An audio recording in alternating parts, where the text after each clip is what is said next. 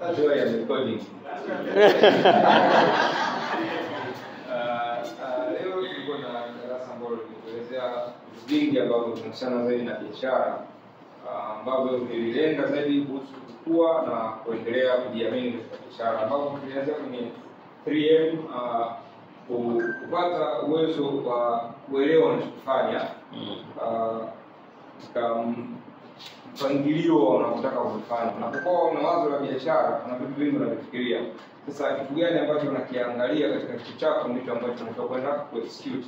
So unatakiwa usimamie mtazamo wako katika kile ambacho unakiamini. Cha pili ilikuwa katika namna ya ku-execute ile plan ambayo ilikuwa au wazo lilikuwa kichwani mwako, namna ya kuliendea. Ya tatu, nguvu au hali ya kile ambacho unakitamani kiwe. Unajua katika kwanza vitu unakuwa na vitu vingi sana kichwani, picha kubwa ya kuangalia, lakini wakati wa kwanza vile vitu huwa vinapoteaga. Kwa sababu unapokuwa na kitu kichwani huwa unawaza kupanda, lakini unapoanza unakushuka kwingi zaidi kuliko kupanda, ambapo kupanda kunakuwa ni taratibu sana, kushuka kunakuwa kubwa, ambapo sasa ile momentum au ile hali ndio itakufanya wewe uendelee kupanda na sio kushuka. Ukidelay kidogo tu unaweza kushangaa uko chini moja kwa moja na hauwezi kutoboa. Hiyo ndio lengo la mada hapo. Lakini cha pili ilikuwa ni branding.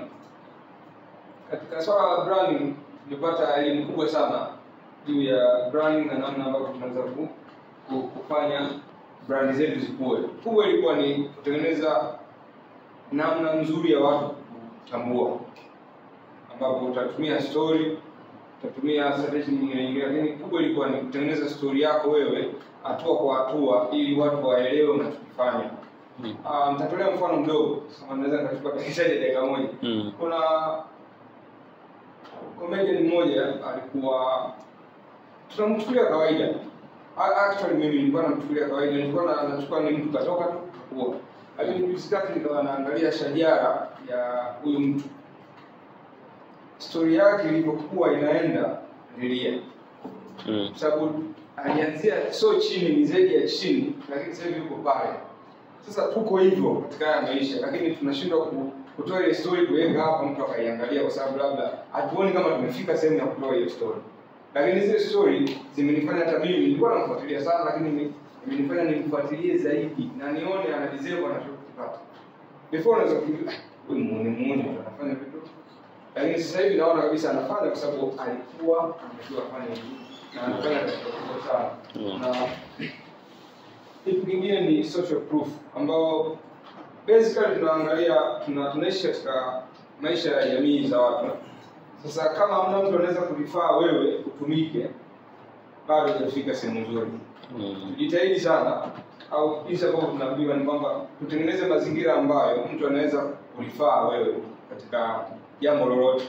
Jana kuna content imetengenezwa na ndugu yangu kwa Paulo, ni kwamba actually uwe na account au contact za watu ambazo ukimtafuta yeye anaweza kawa namba moja kukwambia nenda pale, nenda pale, nenda pale. Mfano wewe na daktari ambaye anaweza kukwambia, unaweza kumpigia simu, bwana nina shida, nataka labda nipate matibabu fulani, yeye aweze kukurifaa nenda kwa daktari fulani.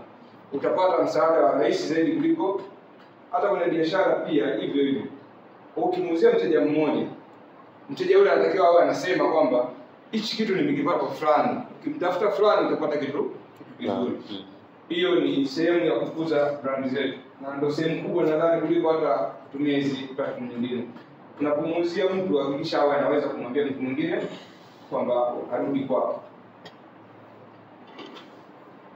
Visibility. Tunahitaji kuonekana sana, na ndio maana tuna mitandao ya kijamii. Kuna sehemu nyingi za kuonekana, lakini sehemu kubwa ilikuwa ni mitandao ya kijamii. Tujitahidi kutumia mitandao ya kijamii kwa ukubwa, kwa maana ya positive way, kama ambao tuliambiwa tusitumie kuscroll. Sasa ukiingia kwenye Instagram unakutana na vitu vingi sana ambavyo vinashawishi kuangalia, utakutana labda kutana na wapo wengi, lakini sasa tutumie positive way, aidha kupost vitu ambavyo ni positive kwa ajili ya kupata engagement, kupata followers na vitu kama hivyo, ili tuendelee kukua kwenye biashara. Ingine ni opportunity. Hapa nitatoa mfano. Mimi kama pale niliuliza unaweza kununua kitabu. Nilijibu nikiwa pale pale, lakini kuna mtu aliinuka na akakipata kile kitabu. Hiyo ni opportunity ameitumia. Hata wafanya biashara pia inabidi tufanye hivyo. Kuna sehemu tunaambiwa ukienda Morogoro unaweza kufanya biashara, unaweza kuuza kitu fulani. Usisubiri mpaka uletewe taarifa mlangoni, bwana mimi nataka kitu fulani Morogoro. Kuna watu wanahitaji hivyo vitu. Kwa hiyo kuna muda inabidi tutoke. Sogea twende kuna hiyo mikoa kwa ajili ya kufanya hizo biashara. Utapata visibility kwa sababu umetoka, hauwezi kutoka hivi utarekodi. Lakini wataona kwamba wewe umerekodi ukiwa wapi huko Morogoro. Na wateja wao wanaona kwamba huyu mtu anatujali na anatuthamini kutufikia kuliko sisi. Kwa hiyo ni tayari kushaongeza kitu kingine. Unapata opportunity ya kwenda kuwauzia watu wa Morogoro, wauzie Dodoma, wauzie. Kitu kingine kuna swala, yaani hili ni zito sana. Tulisikia kutoka kwa timu.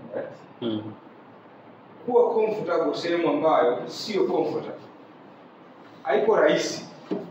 Lakini ikitokea umeweza kufanya hivyo, basi mafanikio yako ni makubwa zaidi kuliko kushuka kwako, kwa sababu siku zote kama tunapenda kuwa sehemu ambayo iko comfort. Comfort zone ndio huwa inatushusha chini. Na huwa tunakuwa tumerelax. Tunaonaga siku vinaenda. Yaani unauza, biashara inaenda, unaona si vinaenda tu. Wengi sana tukiangalia walikuwa wakubwa sasa hivi wako chini kwa sababu waliridhika. Kwamba ilifika mahala anauza milioni 2 kwa siku, ni relax, anaona vitu vinaenda. Kaja kuonyesha mfano mzuri na kufanya kuingia. Kila kitu kilichange. Walikuwa kazini, walikuwa wanaona vitu vinaenda.